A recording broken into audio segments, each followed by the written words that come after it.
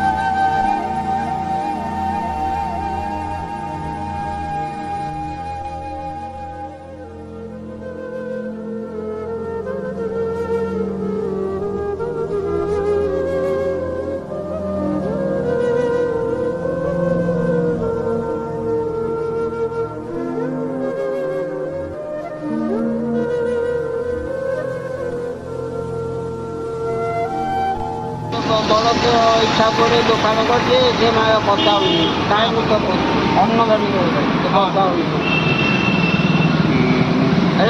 ମୁଁ ଯେଉଁଟା ନେଉଛି ଆମ ବୁଢ଼ୀକି ଦେଉଛି ଆଉ ଛୋଟ ପିଲା ଅଛି ଚଳଉଛି ଘର ଭଡ଼ା ଦେଉଛି ତ 1000 ଚାଉଳ ବସ୍ତାଟା ହେଉଛି 1100 ଏମିତି ଭିକ ମାଗିଆ ଦେଉଛି ଆଉ ଏ ମୋ ପେଟକୁ ଦେଖିଲା ପିଲାଙ୍କୁ ଦେଖିକି ନାଇଁ ରଖିଛି ଏଇଟା ରଖିଛି ଦୁଇଟା ରଖିଦେଇଛି ଆପଣ ଏଇଟା